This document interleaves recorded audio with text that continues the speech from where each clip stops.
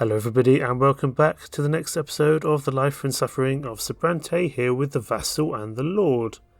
It is another day at the Prefecture. A secretary peeks into your office with a message from the Prefect. There is a new case he wishes you to handle. You put away your quill and walk to Sir Elborn's office. To your surprise, he happens to have another visitor already.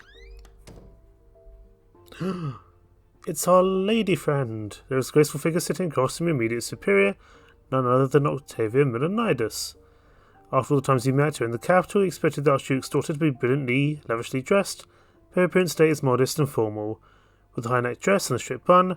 However, her demure attire only serves to emphasise her role as a distinguished visitor to the prefecture. You bow to the prefect and the noble Arcanian lady. Octavia offers you a curt greeting, then returns to the conversation you have interrupted. This matter can brook no delay, Baron Elborn. This young judge may well wait outside. Nonetheless, Sir Elborn insists that you come in and take a seat. Why not, Brante? You aren't interrupting at all. Lady Milanidas, I was scheduled to meet with Sir Brante at this very hour. I regret to inform you that your visit was perhaps somewhat unfortunately timed. Octavia rises from the soft, high-backed chair. The Arcanian lady now stands tall, elegant, and indignant. You are out of line, Sir Elborn. Archduke Milanidas has graced you with a representative from his dynasty, and you'll listen to what I have to say this instant. The Archduke has expressed concern of your manner of governance at the prefecture. You've always been headstrong and eager to infringe upon the freedoms of your own noble estate, but now it appears you find it acceptable to conduct proceedings against our own loyal subjects. Our dynasty has seen many nobles of the sword arrested or faced with punishment in court. Where will this lead? Do you mean to enforce your lowly laws against the Starknians? Do not forget that those laws were written to keep low-born humans in check. Our lives have always been governed by noble honour and tradition, as well as the blood tide that is our heritage. Our only justice is the court of honour. The only rule above us is that of the sovereign, the emperor, and the twins. Our only duty is to our kin and our forefathers. My ancestor Milanidas himself granted the boon of nobility to you humans. It would be unwise to make you regret his decision of old. In the name of Archduke Milanidas, I demand that you end any and all proceedings against our subjects at once. Sir Elborn acknowledges Lady Octavia's vehement speech with a calm smile and nothing else. He shows no trepidation, no tremor, nor fear, even though the lady across from him represents one of the Empire's mightiest dynasties. Lady Milanidas, the twins have graced the blessed Arcanian lineage with the boon of long life, yet the world can be quick to change at times.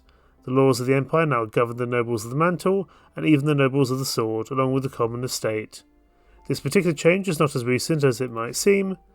The laws of the Empire are the decrees of the Emperor himself, the twins' chosen supreme sovereign.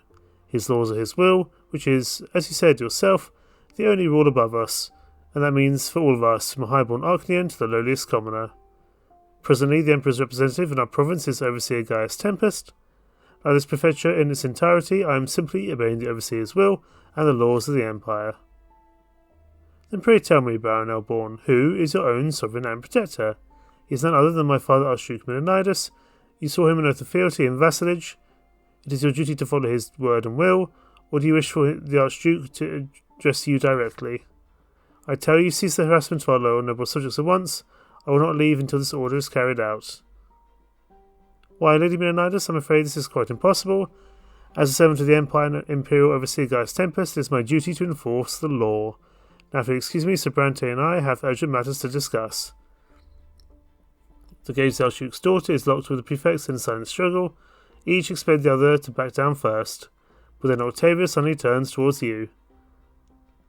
But I believe the young judge has more in him than blind obedience. Surely you are able to distinguish a rightful claimant from a threat to the province, are you not? Silence resounds within the prefect's office. They are both waiting for you to speak. So we can support Elborn and deflect Octavia, side Octavia to defend her noble subjects, or we can defuse the situation, because we have diplomacy high enough, and Octavia likes us, or is at least intrigued by us. Sadly, we don't have a victory in the tournament, but this should be enough anyway. Octavia knows who you are, and this gives you an opportunity to defuse the dispute and keep the prefect safe from her ire. We want to keep both Elborn and Octavia on side, it's important. You have Lady Octavia's attention now. She may not have shown it in Sir Elborn's presence, but she remembers you from the capital quite well. Skillfully, you take advantage of this connection to reduce the tension. You start by reaffirming her position. Truly, the Archduke has every right to look after his noble subjects. You would never expect an ancient dynasty to abandon the loyal nobles to their fate. Having said that, you shower the Archduke and his noble dynasty with praise, including his brilliant progeny who have deigned to grace the prefect's office with a visit. You casually mention your encounter with Lady Octavia at the fencing tournament in Eterna. I have to admit, Brante, for a human you fought valiantly indeed. I witnessed some of the best Arcanian sword masters at work, and yet your fighting piqued my curiosity. There is a look of relief on Sir Bourne's face as he watches you converse. Still, you return to Octavia's demands. After all, she did not come here for small talk. The Archduke's words carry great weight, but sadly Sir Bourne has no power to decide the matter. After all, he is but a humble servant of the Emperor. Perhaps it would be more prudent to take this matter to the Emperor's overseer, Gaius Tempest, who is also an Arcanian of noble lineage. Just like a moment ago, Octavia winces at the mention of Gaius Tempest. The Emperor's brother took away her noble family's right to represent imperial authority in the province of Magra. Still, the Arcanian lady considers your words well before speaking again. To a certain extent, you are right, Montgomery Brante. I cannot help but admit it. We Arcanians ought to avoid involving humans in a matter of supreme authority. It is still my wish and intention that Sir Bourne present us with an answer, but if you absolutely must learn the will of Gaius Tempest beforehand, then so be it. But do not tarry too long with your answer, or you risk angering my father. Octavia rises elegantly from her seat. Before she leaves the prefect's office, her eyes rest on you for a moment. She bats her eyes charmingly and addresses you with a gentle smile, and then she is gone. Bourne pats you on the shoulder, content with the outcome of the interview. Unbelievable. I never expected you to be acquainted with Octavia Milanidas. My thanks, Brante. You bought me some time. If you hadn't intervened just now, I'd have had to defy the law and end all cases against nobles who serve the Archduke. We'll see what the overseer says about this now. Archduke Milanidas is testing the prefecture with his daughter. Otherwise, he'd have asked me to visit his palace personally. He's showing caution, which means we will stand strong, at least for now. We will continue our service to the law without regard for the outmoded ways of the past. But I digress. This is high politics, and the prefecture still has plenty of cases to resolve. Let's get back to our work, shall we?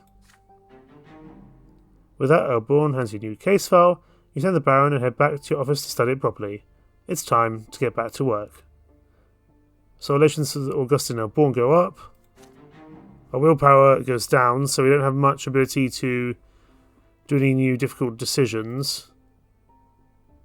Didn't move up with Octavia though, but we didn't anger her, and she still seems to be quite interested from that last paragraph. Hello? What's this? Passion. The repercussions of your most recent encounter with the Archduke's daughter Octavia soon manifest themselves. A letter bearing the seal of the great dynasty of Milanidas arrives the next day.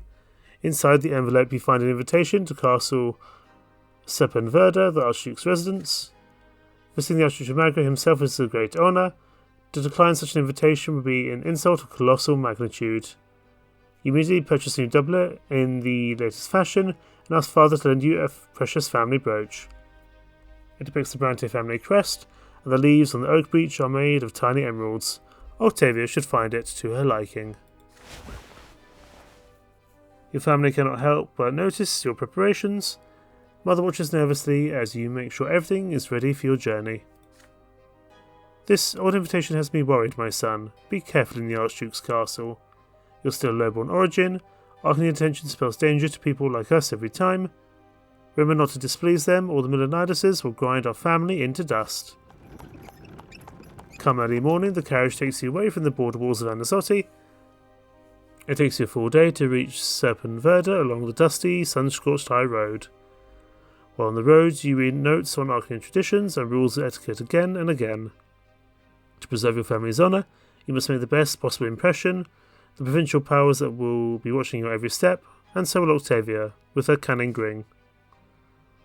Only as the sun is about to set do you manage to spot the dark colossal shape of the castle, a towering fortification of jet-black stone, spread across a peak looming over the bed of a long-gone river. The carriage climbs the narrow serpentine road to the castle gate. Soldiers of the Archduke's guard approach you, and you present them with the invitation. The guards eye you with suspicion, but give the signal to open the gate. You are now inside the walls of the Archduke's castle. You had expected to see many carriages of other guests beyond the gate, but the courtyard is strangely empty. The guards show you to a servant who guides you to a room reserved for guests and leaves you there to wait. The servant soon returns, and you follow him through the dimly lit corridors of Serpenwerda, lavishly adorned with silver, emeralds, and weapons of war. The castle is silent, and there is no noise, no music. It seems completely uninhabited. The sound of your footsteps is smothered by the soft velvet beneath your feet. The servant stops in front of a pair of massive doors made of black wood. This is your destination, he gestures silently. You enter an enormous room, its walls covered in portraits and ancestral relics. In the very centre of the room is a towering throne carved of black wood. Upon the throne you see the delicate silhouette of Octavia Milanidas, clad in a black velvet dress embroidered in silver. With a commanding gesture, the Arcanian lady bids you approach. You're here at last.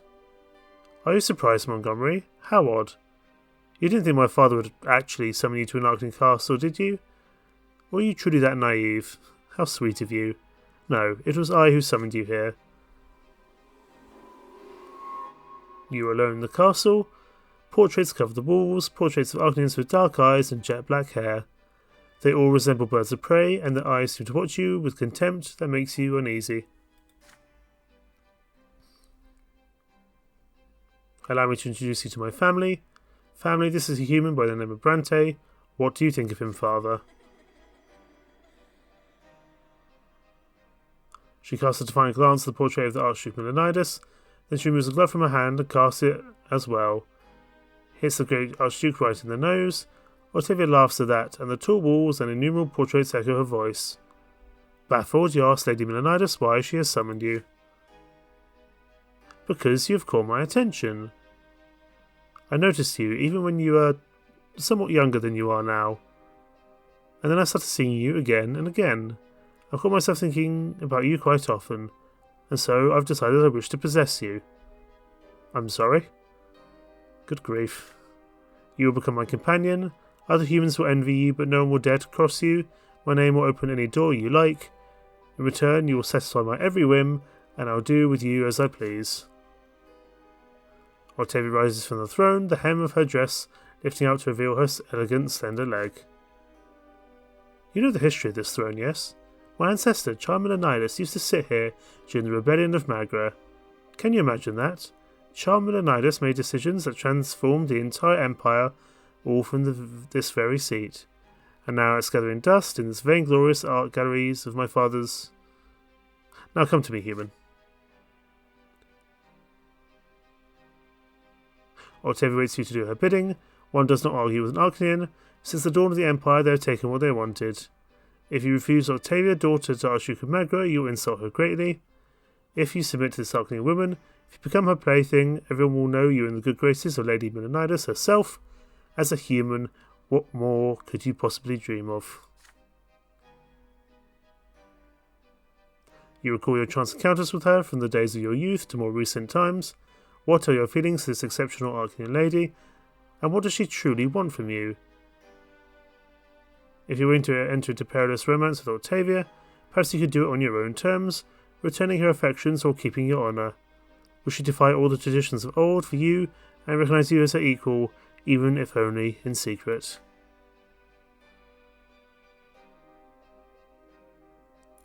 Octavia arches her back on her father's throne and waits for you, her slender hand beckoning you closer. We can't reject her, because our willpower is low, and I think our character probably wants to have a relationship with Octavia. We can submit to her. You will do all as Octavia wishes in return for her favour. Favour is important, and having someone so high up is incredibly important. The question is, what would be the repercussions of defying her if we do anything that isn't what she wills? I don't know. Or insist on being treated as her equal. You agree to be Octavia's lover only if she sees you as an equal. So we can do that. Question is, do we want to do that? Do we just submit to her? This is a really tough decision, actually, because I don't want to lose the chance of being with her, because the benefits will be huge, but I'm worried that if we choose this, it's going to backfire on us.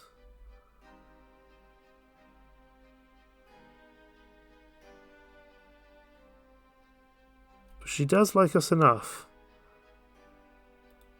Oh, this is going to be this could be bad.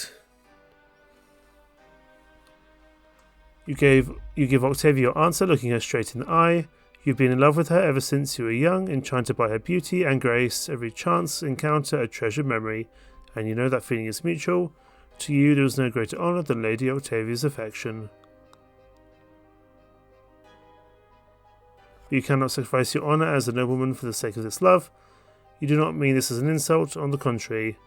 Lady Milanidas is far superior to you, it is true, yet you two are of the noble estate, and you cannot accept humiliation, even if you must face the full extent of the Milanidas' ire.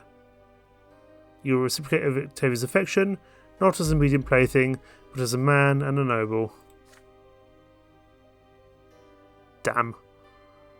Your impassioned speech ends, and you steel yourself to face her wrath. But to your surprise, Octavia seems lost in thought, her eyes downcast.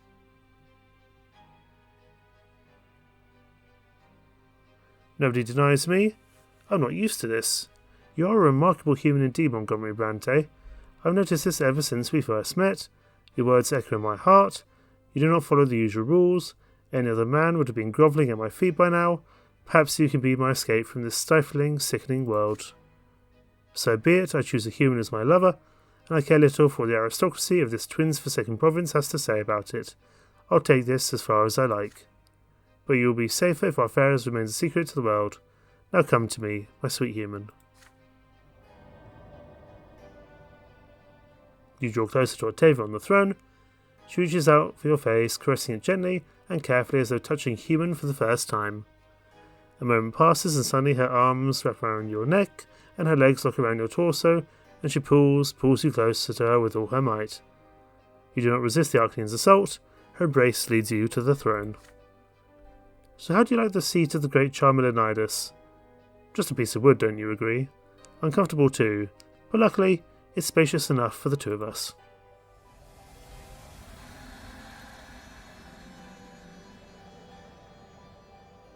Octavia's ravenous lips find yours as her hands free you from your fashionable attire, her entire body shivering with excitement.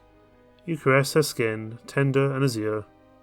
You commit her to memory, studying her, trying to understand her. Octavia's eyes are dark as the starless sky, sparkling with delight from your sweet transgression. But why does she seek this pleasure with you? Why would she humiliate her ancestors and her very dynasty by having an affair with a human?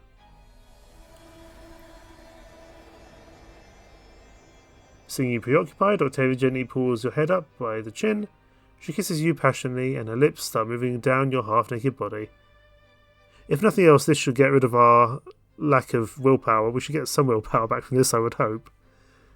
Inhuman passion swallows you and overtakes you until the vast throne room of the Milanidas dynasty echoes with the last of her ecstatic moans. Then there is silence, save for the sound of your heavy breathing. Octavia caresses your back slowly, then painfully pushes you off the throne. The Arcanans watch you from the portraits, their faces as dispassionate as ever.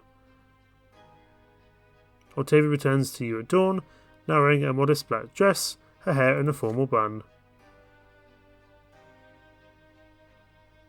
It is time for you to leave Montgomery. The Archduke will return to the castle soon. I will visit Anazotti now and again. Several estates there belong to me.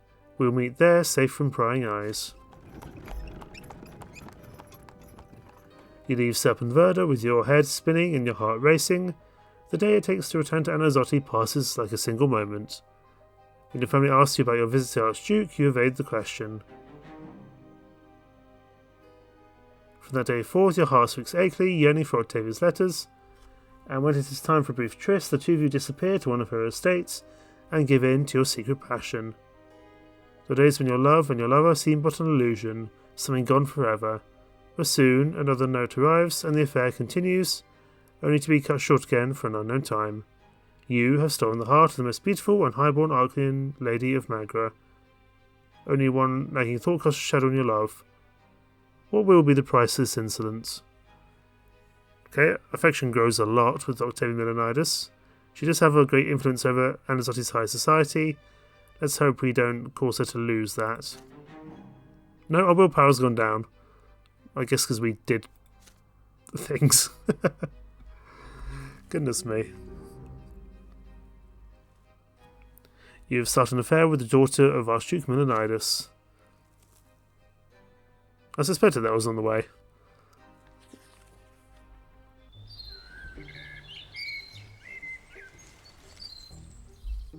Your home has been much more peaceful for the past year. The fights between Stefan and Gloria are not as fierce now, but how long will this last? Your job takes up all your time. You see your parents and siblings less and less often. Sometimes you don't even know what they are doing while you deal with the constant stream of duties. This morning you head out on an urgent business, and you take one step out of the gate and run into a uniformed gendarme. Montgomery Brante, your presence is requested at the prefecture dungeon. Taken aback, you ask what this is about. We have your brothers Stefan and Nathan Brante in a cell. They rested last night at the Steiner's Inn. They asked us to send for you. The cells in the prefecture dungeon are cold and damp. The guards lead you to the bars, and behind them you see Nathan huddled in the corner. Your younger brother is unshaven, more dishevelled than usual, and reeking of wine and filth. Near the cell you see Stefan grimly sitting in a chair. You guess that the gendarmes thought it best not to put them in the same cell as his low-born brother. Upon seeing you, Nathan lets out a whimper, and Stefan cracks a bitter smile. The sheath on your brother's belt is empty.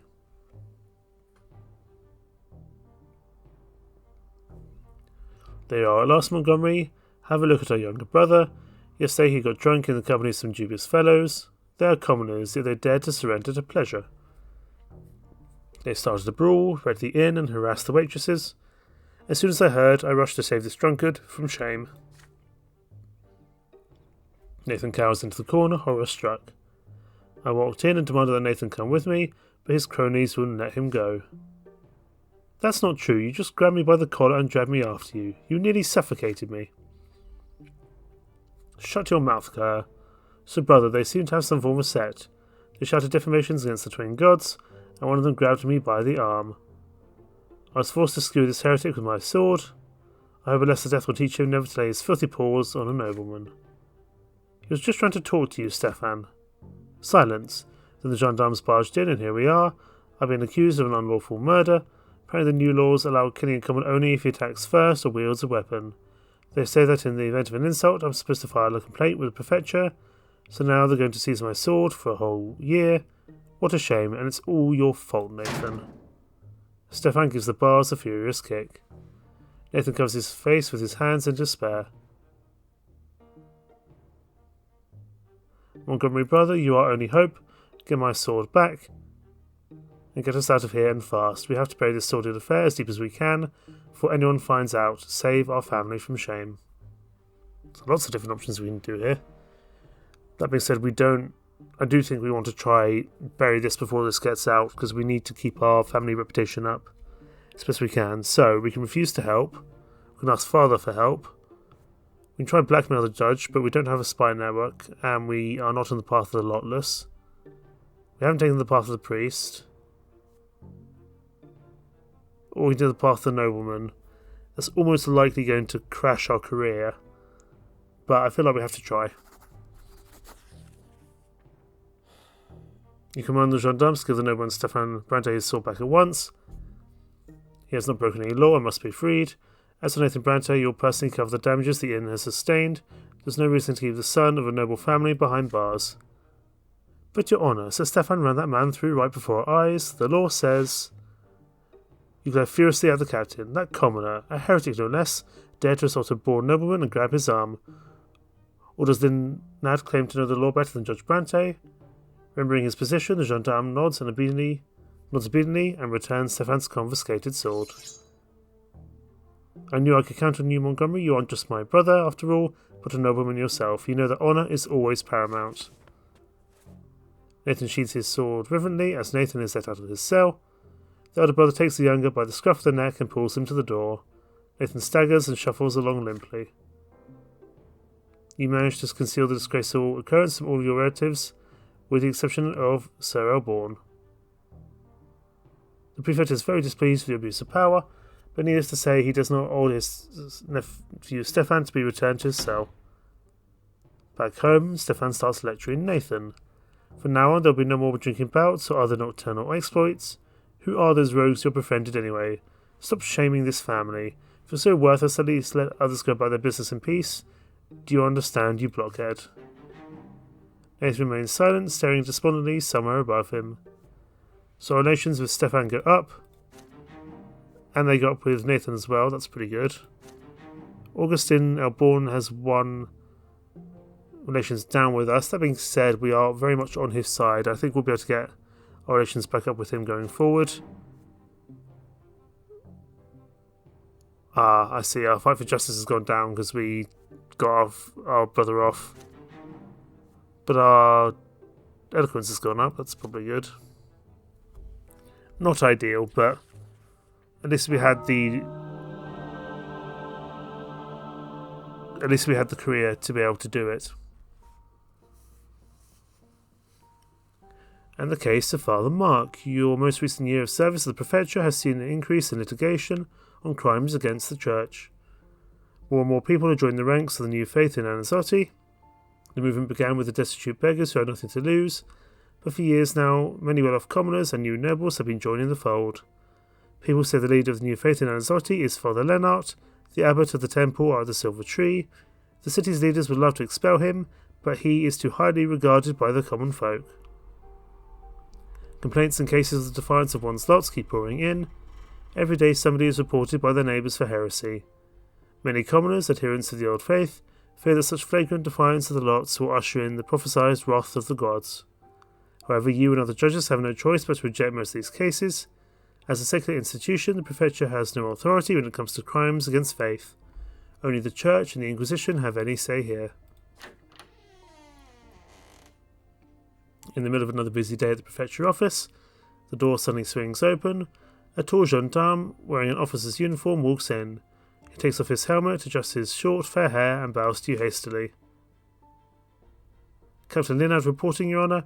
The boys finally caught Father Mark, the dreaded apostate heretic. The prefect told us to bring him to you for judgment. You, bring him in. Two gendarmes bring in a short, stout man, wearing a worn, dirty priest's cassocks. Priests wear the sacred symbol of the twins, a cross within a circle, but this man does not. Forced to sit before you, this odd-looking priest is nonetheless strangely undisturbed by his arrest. His eyes, curious and glimmering with life, study you intently. This is him, Father Mark in the flesh. We caught him trying to preach that teaching of his, smack in the middle of a drinking hole for the lowborn in the Grey District. Some guy took offence and called for the gendarmes, and we got there right away. Father Mark. You've heard the name ever since you were a child. His cult of rejection of the twins has expanded tenfold over the past several years, with nobles, commoners, and even other priests joining his flock. The Inquisition has hunted this heretical apostate for years, but Father Mark has always eluded capture until now. Some say he has powerful protectors. Here are statements from people at the establishment, Your Honour. You flip through pages of handwritten statements. Father Mark isn't just preaching, he's opening to find not only the lots but even the twins themselves. Father Mark teaches that the gods have neither design nor purpose for us, so we are under no obligation to serve them or prepare our souls for the hereafter. He put the papers away, ready to question the profane priest. What were the subject of his sermons? What was he trying to convince his listeners to do? Father Mark prefaces his answer with a dazzling smile. As a judge, it is your duty to enforce secular law. You know as well as I do that I have broken no such law. I am a priest, my friend, and in the Empire priests are allowed to preach. I was preaching the proper way to live one's worldly life, for this is the only existence we have. I told my listeners not to waste their lives serving those gods. The twins surely love us, but alas, their love violates us as much as their law. The entire world is proof of that. I see my words upset you, but I'm afraid you can't judge me guilty for that. Here's why. You see, mine is the priestly lot. If the judgment of the church is to be trusted, which means that only the Inquisition tribunal may find me guilty. So you could hand me over to those black-clad thugs, but alas, you'll get absolutely nothing in return. The Inquisition wants me to light their pyres in every corner of Ranazotti, and all they need for that is me. As soon as they get me, the Inquisitors will tell the Prefecture to step aside and start enforcing the law themselves. Is that what you want, my friend? So what are you to do with me? Well, let's think about it. As a secular judge, you can't judge me guilty, but giving me to the Inquisition will weaken the Prefecture, and so, my friend, everyone will be better if you just set me free. Trust an old philosopher, it's better for me, better for your prefect, and better for you as well. Surprisingly, the gendarme captain smiles knowingly at these words. He leans over and whispers a few words into your ear. You cannot help but notice the scars all over his neck. I see the old heretic's right, Your Honour. If he's still got the priestly lot, he's the Inquisition's problem. It's too dangerous for the Prefecture to meddle in churchly affairs. I somewhat agree, I just don't know what we can do with him. And strictly between you and me, if reports have been getting not to be trusted, this here Mark's been rubbing elbows with Patriarch Cassius himself. Letting him go might get us on his good side, and Sir Patriarch's a very wealthy man. But suddenly the captain's voice trails off, as the door to your office opens without warning. There is a young woman at the door, clothed in black cassock and bearing the telltale silver seal of the Inquisition. I am Sister Jeanne, Your Honour. Possibly Jean, even. I serve the Order of the Inquisition. A stern face, those piercing brown eyes, they seem somehow familiar. Of course, this is the young acolyte girl from the Temple of the Silver Tree, the one you saw during that school visit. She is an Inquisitor now. Your men did well to track down and arrest Father Mark. Splendid. We've been hunting this false preacher for a long time. As I'm sure you know, priests may not be judged by secular laws, Your Honour. Mark has denigrated the twins and called for the people to reject them. He has broken his sacred vows and defied his lot. He will face the tribunal of the Inquisition for his transgressions. The man before you is a great threat to the people of Ranazotti, Judge Brante. His words lead people astray. His speeches doom them to eternal suffering at the foot of the pillar. Only the Church knows the way to end his heresy. You will hand Father Mark over to me at once.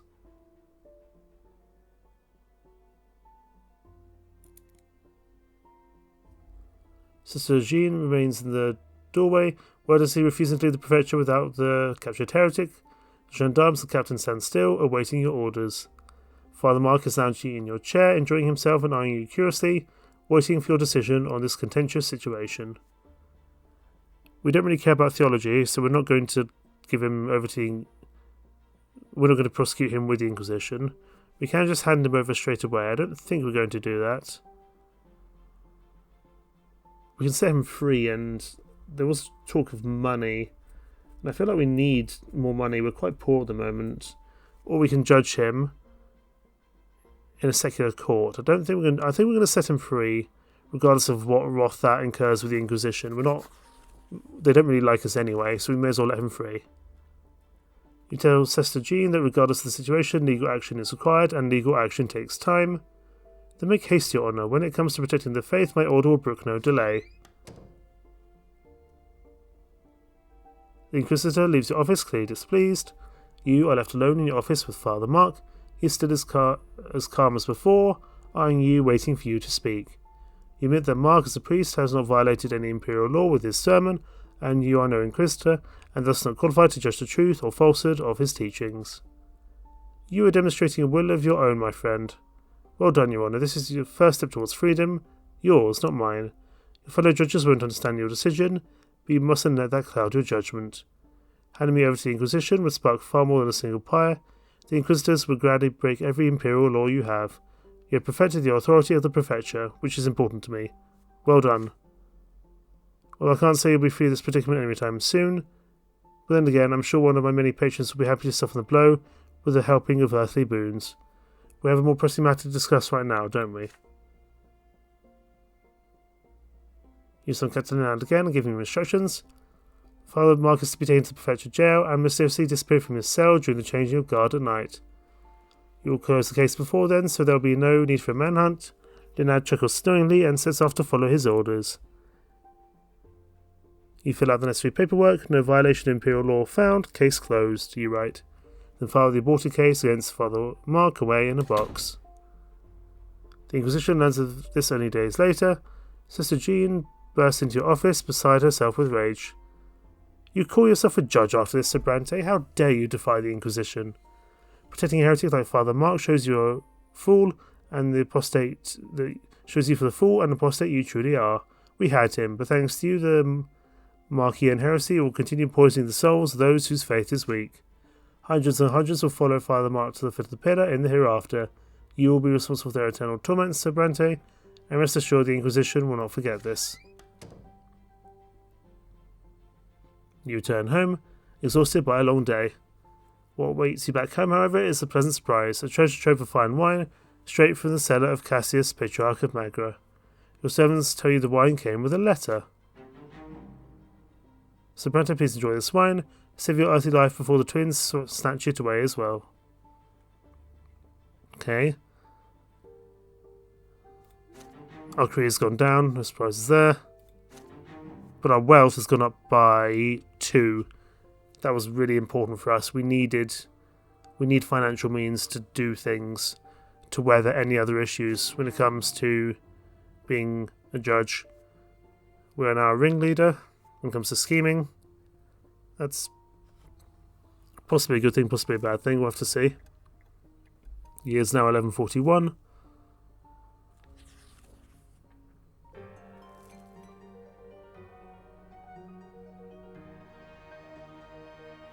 Maga has received alarming news to the neighbouring province of Illyria. The noble convicts toiling in the Illyrian mines have revolted against their noble masters. For the first time in many long peaceful years, commoners have taken up arms. Worse yet, the insurgents had guns and gunpowder, and no one knows how they got them. Gunpowder weapons were banned throughout the Empire as soon as they were invented. The lords deemed firearms dishonourable, unfit for nobles. Even Legion soldiers were forbidden from using them.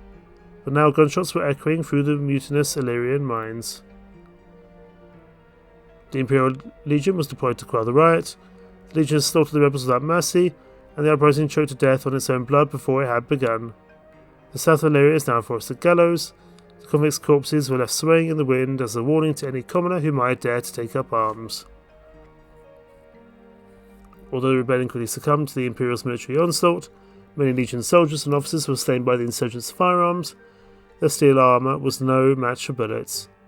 The rioters' weapons were destroyed in a public ceremony, but no one knows who built or smuggled them into the mines. All Imperial overseers soon issue public reminders in the provinces. The punishment for owning a gunpowder weapon is true death by execution. But the Empire is still restless, still anxious. Somehow guns found their way into commoners' hands, if only for a short time. Could gunpowder and lead one day endanger the old ways of the Empire? Authorities of Magra fear that unrest may soon spill over here.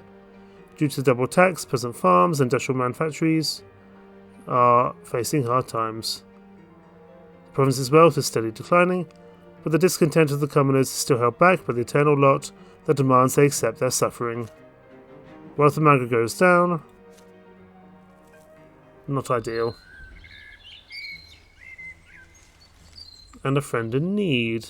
Looks like Thomas has come to pay us a visit and clearly needs some help. We might have to turn him down. Our career as a judge is already very tenuous. We need to pick our battles, and Thomas may have to be one that we let go. But we'll see. That will happen next time. Thank you so much for watching. Take care. Bye-bye.